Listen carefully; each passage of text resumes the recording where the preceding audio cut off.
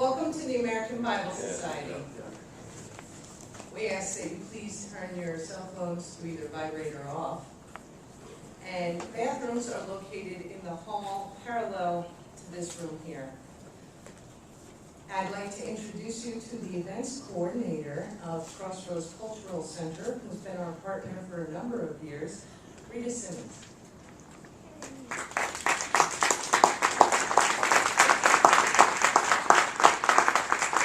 Thank you. Good evening and welcome on behalf of Crossroads Cultural Center. A sincere thanks to our sponsor of tonight's event, the American Bible Society. They are always very generous with Crossroads.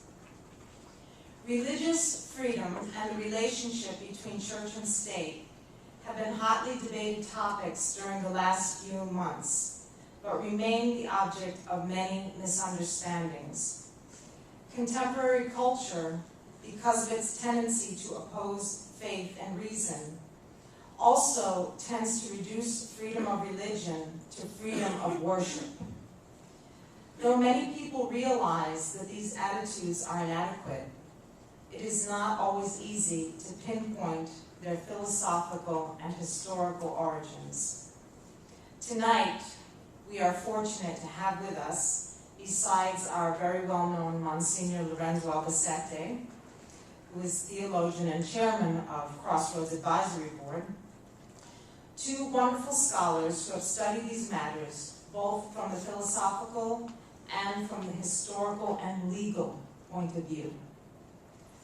After some introductory remarks by Msgr. Albacete, the first speaker will be Dr. Philip Hamburger. He is the Maurice and Hilda Friedman Professor of Law at Columbia Law School. His work wrestles with problems in a wide range of fields, including religious liberty, freedom of speech, the regulation of science, Anglo-American history, and constitutional law. Among his writings on religion is Separation of Church and State, which explores how theological prejudices have reshaped American misunderstandings of religious liberty.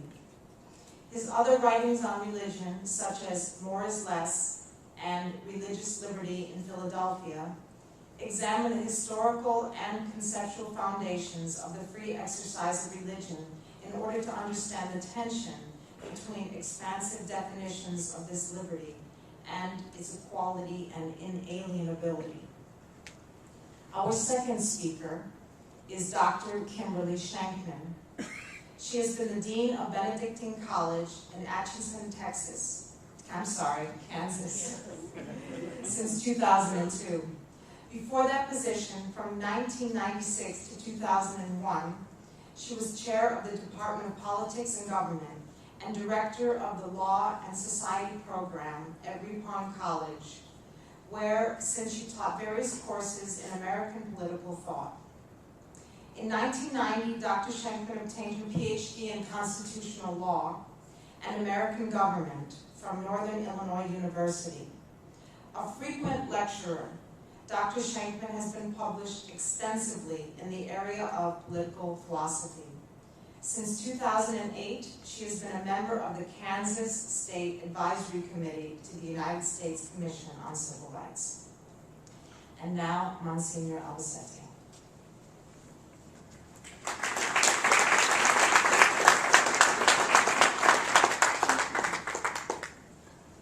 Without reading the text of what our distinguished guest will say, I attempted, by way of introduction, to find out what I thought about religious liberty. Could you speak up, please? Yes. I tell you what.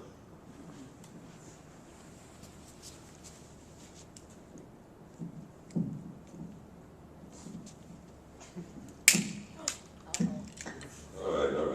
Okay. Hide it from the authority. I said that before reading or knowing anything about what our guest speakers are going to say, and anxious to listen to them, I thought I would ask myself, from my convictions of what it means to be a follower of Christ, what does religious liberty mean? The reality itself. And I kept coming back to the following quote.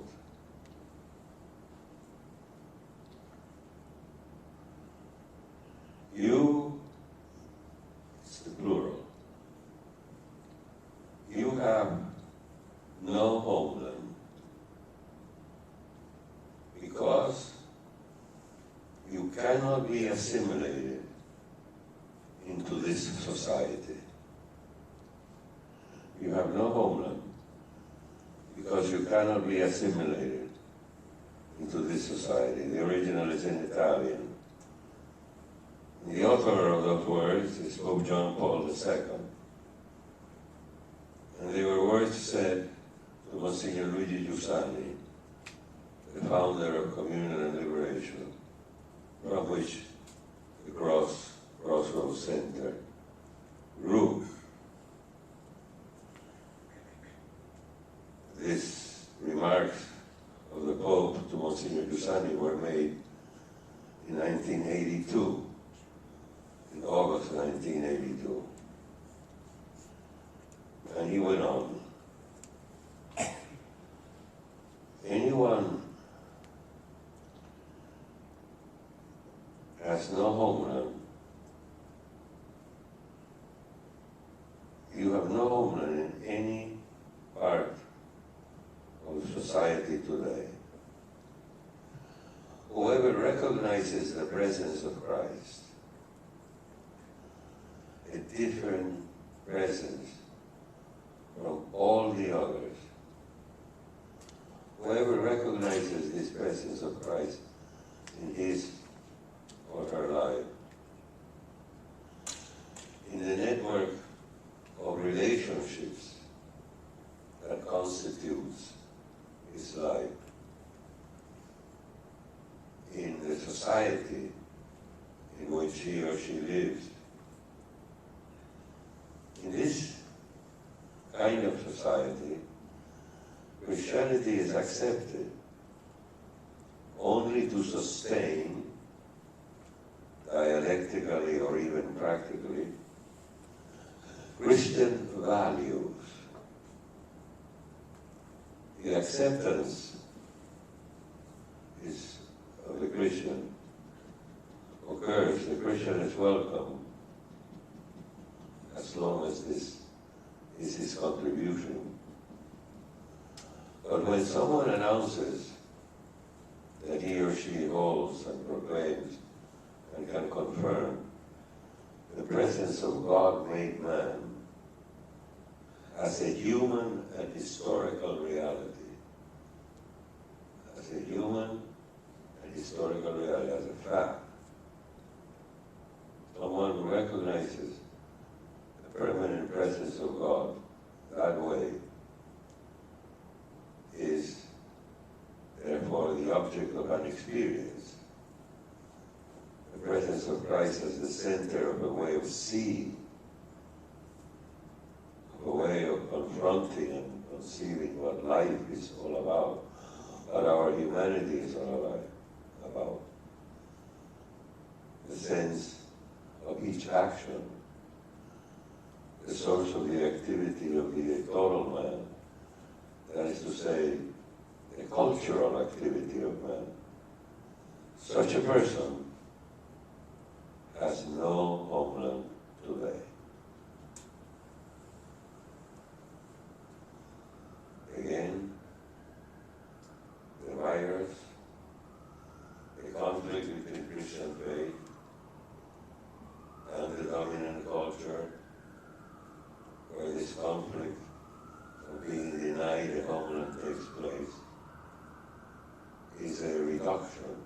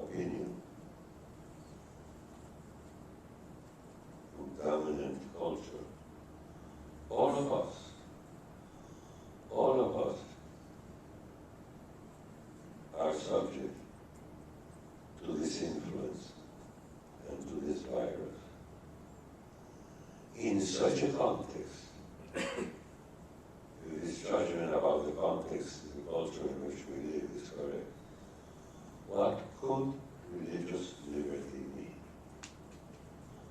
What could we be talking about when we ask or demand religious liberty? Let's listen to what our speakers have to say. Listen. You want to go over there or you want to... Thank you. Well, it's a great honor to be here. Thank you very much. I'd like to talk today about the Ku Klux Klan and the separation of church and state. Now that's a rather strange topic, isn't it? But I think it's illuminating. I'd like to begin by having us imagine just in front of me here a table, a metaphorical table. And in the course of this talk, what I'd like to do is to take a series of strange facts and one by one put them out on this table. We'll examine it, and then just put it to the side of the table as we then examine another strange fact. And as we move along looking at these strange facts out on the table and keeping them out there in front of us, what I hope you will do is think about what do they have in common?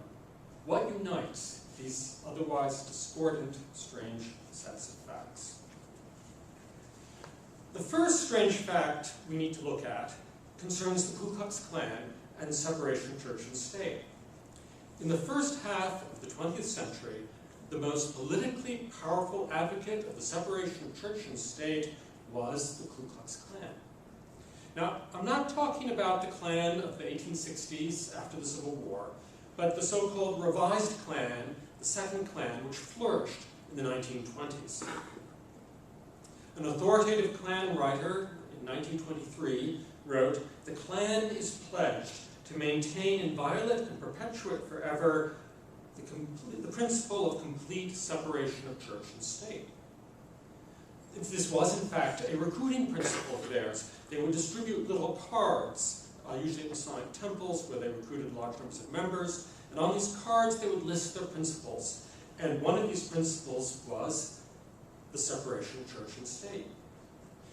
The Klan was, in fact, a sort of religious organization, and they had a lot of church services. That's the way they often bonded together in these church services. And at these services, they would recite what they called the Klansman's Creed. And in this creed, one of the things they would recite is, "I believe in the eternal separation of church and state." It was almost as if it were an article of faith. One can see this further in their so-called Oath of Allegiance.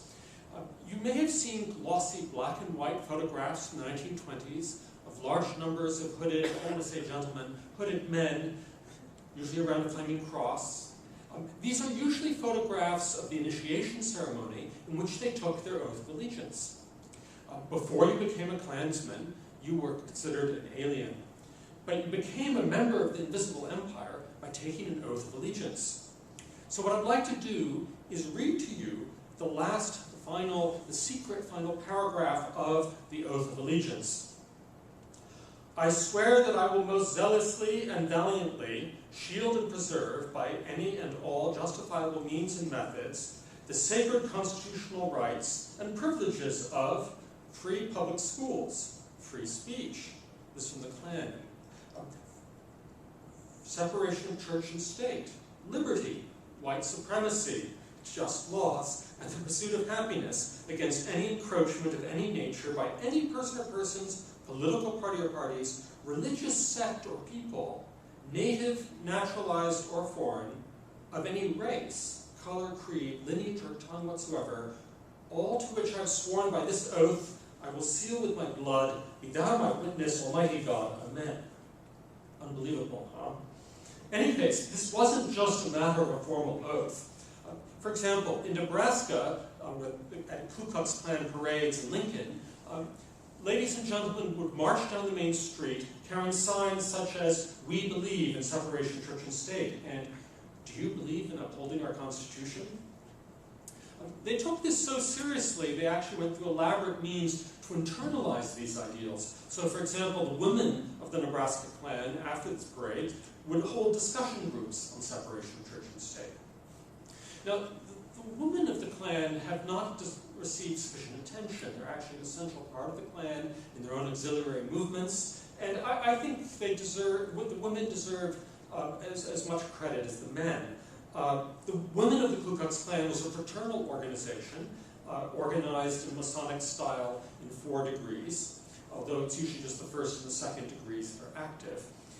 And the second degree of the women of the Ku Klux Klan was known as the degree of the Criterion Conservator. As you can imagine, Criterion Conservator is spelled with K's. In fact, every time I use a word that sounds as if it could begin with a K, believe me, it did. So, at the opening ritual of their conclave, they would arrange symbols in the so-called quadrate, which again follows Masonic ritual. It's all stolen from the Masons, but for other purposes. And these symbols consisted of, for example, a Bible and a torch, a sword, a flag, of course, a fiery cross, and a copper penny. And these would be placed one by one on the so-called sacred altar of the Klan, which would be in the center of this women's group. Mind you, don't think this is so strange. There were these women's groups in almost every town in the United States, certainly every town in upstate New York. This is not the other. This was American society. In fact, usually the most educated and wealthiest in the town. A very refined women's group, as you can tell. In any case, I want to talk about the penny, that one symbol, the penny. And I'm going to read to you from the ritual book of the degree of the Criterion Conservators, describing the ritual they had with the penny. And if I describe officers again, sounding with like a K, again spelled with a K. As the couriers place the penny upon the altar, the music stops. The couriers step back 2 spaces to their original positions. And then there's just EC, that stands for Excellent Commander. The Excellent Commander is a term of art for Masonic ritual for the leader of your little ritual group. Excellent Commander says, "Second courier, what is the symbol you deposited on the altar?" Courier number 2 says, "A copper penny." The next commander then says, "Caliph, what's its meaning?" And the Caliph says, "Christ saith that render therefore unto Caesar the things which are Caesar's, and to God the things that are God's." At which point the Excellent Commander sums up, "And in this degree of Criterion Conservator, we are especially reminded of this lesson, that church and state ought forever to be kept separate." And this is repeated in the closing ceremony. The Excellent Commander then says, "The copper penny, like the tribute money of old, stands for a determination that church and state shall forever be kept separate." At which point then the so-called Nighthawk extinguishes the fiery cross and the woman recedes singing the old rugged cross.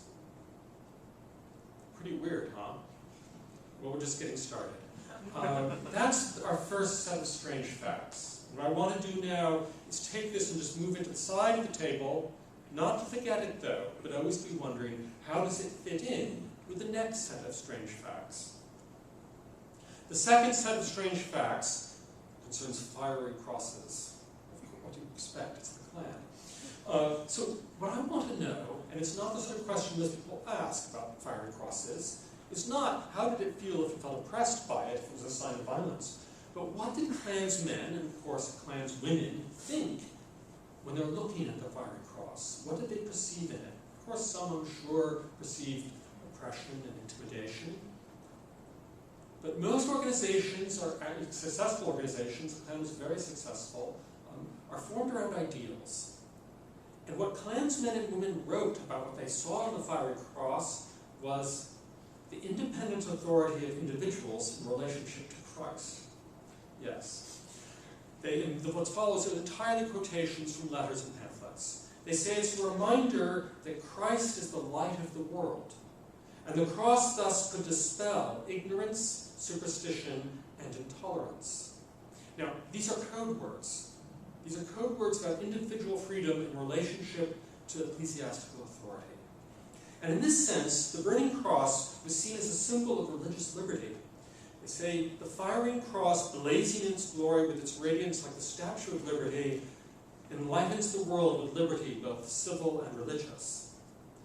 Digging deeper, they would say the cross illuminated internal character, with a K. It constantly reminds us that Christ is our criterion of character and is teaching our rule of life. Klansmen, they said, should judge each other not by the texture of the garment worn, nor by the position held in the social, educational, political, financial, or ecclesiastical spheres of society.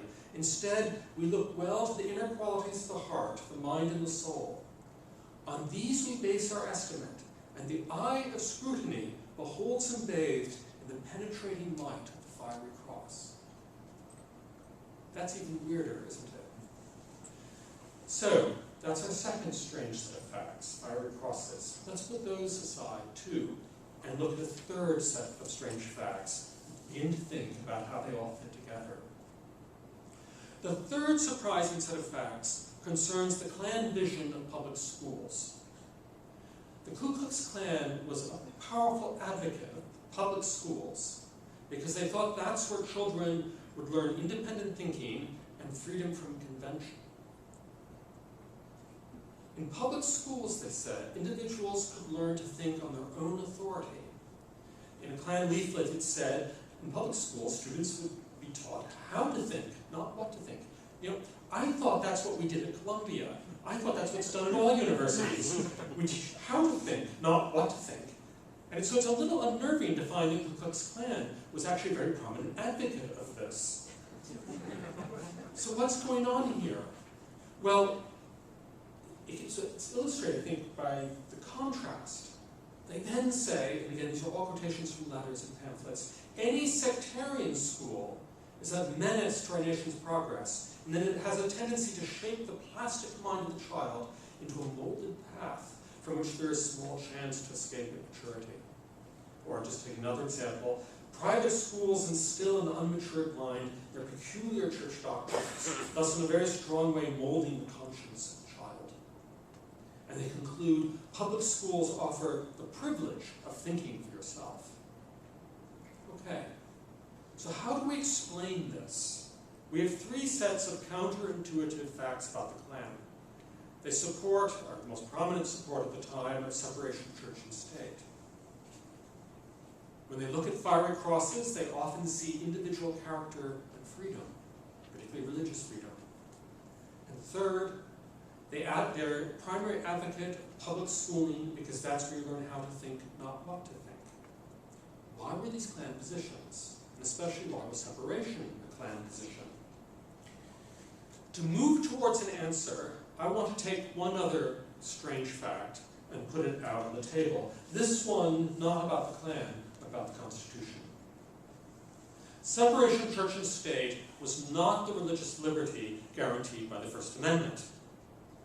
The early religious dissenters who opposed state establishments did not seek separation of church and state.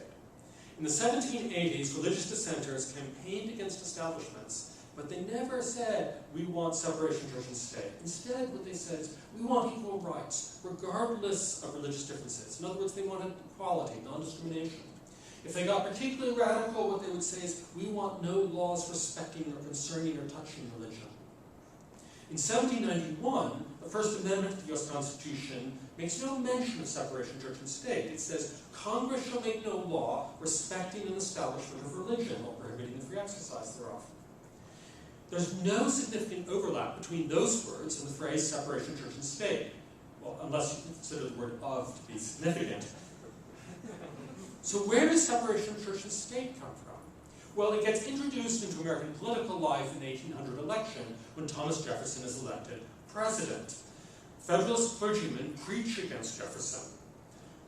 They preach, because he owned slaves, and he seems to be a deist, if not an infidel. They preach against him on religious grounds.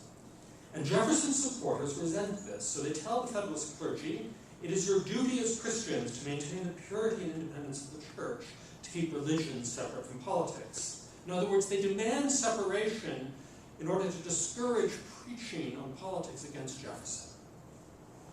In 1802, in this political context, Jefferson writes a letter to the Danbury Baptist Association. They're located in my home state of Connecticut. And the Baptists of Connecticut suffer under a state establishment, which lasts, by the way, until 1818. The Danbury Baptists write to Jefferson to get his support against their state establishment. And this is a standard thing amongst Baptists. When they feel oppressed in their state, they'll write to the president, seeking a letter back supported from him, and then they publish it in all the local newspapers, showing they have prominent support.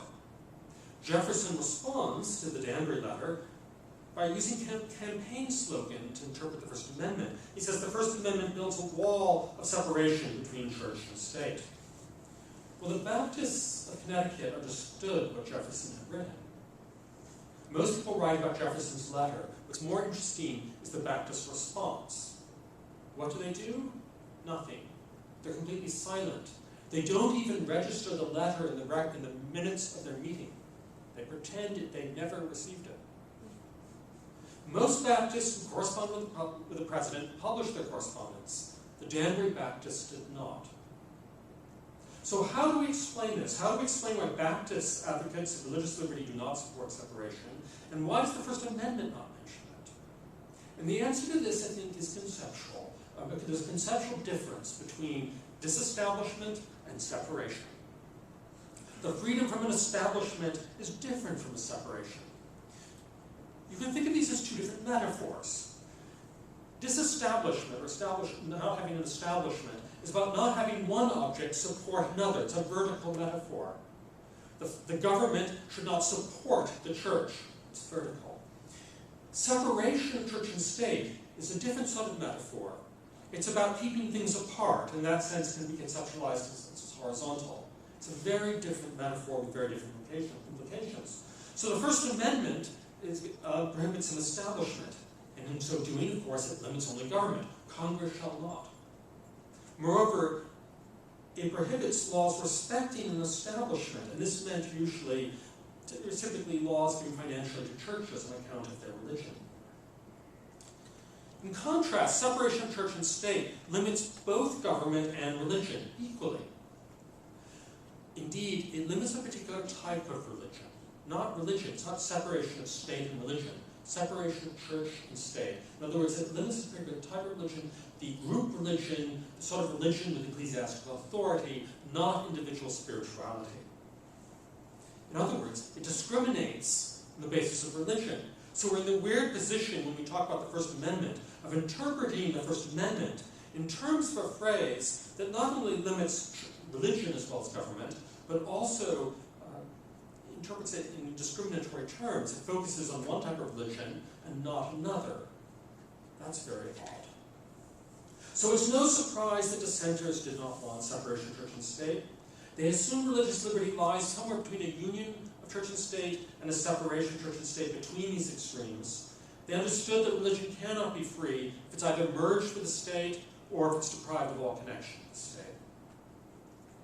Okay. Why does the Klan advocate separation of church and state? In other words, how do we get from Jefferson back to the Klan? I think what Jefferson and the Klan have in common, I don't want to suggest they have much in common, but what they certainly have in common is not really desire for religious liberty, but a deep, deep suspicion of ecclesiastical authority, especially that of the Catholic Church. Churches or claims of ecclesiastical authority increasingly have come to seem a threat to individual mental freedom or intellectual independence. And so the threat of the churches to the mental liberty of their adherents seems to be a threat to the character of independent-minded citizens, and so a threat to free government. Hence the need to separate church from state. In other words, a religion of individuals seems compatible with individual mental liberty and free government, but a religion of churches, especially the Catholic Church, seems dangerous. And in this spirit, Jeffersonians, Jacksonians, and theological liberals have sought a separation of church and state, but they weren't able in the 19th century to make it popular. What made it popular in the mid-19th century as a phrase separation of church and state was the activity of anti-Catholic nativists. Nativists, by the way, they flourished particularly in New York. This was the epicenter of nativism. Nativists were what they considered native-born Americans, in opposition to foreign-born folks, such as Catholics, and especially Irish Catholics. And against Catholics, separation seemed attractive. Remember, Protestants, they thought, acted as individuals. but Catholics acted in subservience to the church, it was said. And so separation of church and state didn't limit Protestants, because they're acting on individual conscience, but it does require that Catholics shouldn't vote, should not hold office, should not teach in public schools, should not receive public funding available to Protestants. But you can see why this was very appealing to the nativists. In the early 20th century, anti-Catholic nativists, of which the Klan was just one of the prominent groups, but anti-Catholic nativists, including the Klan, simply continued to demand separation of church and state. These nativists, including the Klan, elevate separation of church and state as what they call an American constitutional principle. Of course, we only have state and federal constitutional principles, but they emphasize that Americanism is part of their nativism, so it transcends state and federal constitutions, and they denounce any dissent from separation as un-American. And eventually the nativists persuaded many other Americans who didn't share these prejudices. Now, along the way, just to give credit where credit is due, secularists and Jews joined the nativist bandwagon in demanding separation. But they're latecomers. The secularists in particular were active. They were anti-Catholic, but they were also more generally anti-Christian. They took the anti-ecclesiastical implications further than the nativists and condemned all churches, whether Catholic or Protestant. And I suppose you could say they were just more ecumenical than the nativists in that sense. They sought separation of the state from all distinct religions, not just Catholicism. The nativists, however, remained the dominant advocates of separation of church and state. Jews and secularists look back and say, well, that's our idea. But again, they weren't that influential. It's the nativists who actually alter American culture in this way. And among the many, many nativist groups that called for separation, the Ku Klux Klan was only one, but it was the most prominent, and it's the one we still remember for other reasons, because of their racism. In sum, separation was the ideal of those who feared churches, who contrast the religion of individuals with the ecclesiastical authority of churches, and by limiting churches, they hoped to increase the liberty of individuals. And I think this explains the facts we saw out on the table earlier, right? It explains the Klan vision of burning crosses, of public schools, and of separation of church and state. And it also explains why the First Amendment did not require separation. Just in closing, two final thoughts. Why does this matter still today? Why care about the Klan for these purposes still now? And I'd suggest first, the Klan illustrates the nativism that popularized separation. The argument is not that the Klan is unusual in this, but rather it was quite ordinary, and the Klan therefore is illustrative of the nativism that popularized the separation of church and state. And that's a reminder that we should be cautious about accepting the term separation of church and state. There are all sorts of phrases that roll seems easily off the tongue at various times in American history. Separate but equal. Separation of church and state. You might actually believe these things until you look at the history. And when you look at the history, it doesn't prove that these things are wrong, but it should make you very, very cautious. When something comes out of a history of prejudice, one wants to be very cautious before embracing it. The second point of significance is I think the Klan reveals how prejudice can influence constitutional law. The argument isn't that the Klan directly influences the justices, although we can discuss this later, this is true of one of them, unfortunately. Instead, it's an argument about culture. Nativists, including the Klan, persuade Americans to venerate American principles rather than state and federal principles, and amongst these is separation. And through this cultural influence, they created a pervasive cultural assumption which most Americans, including justices of the Supreme Court, eventually took for granted. Thank you.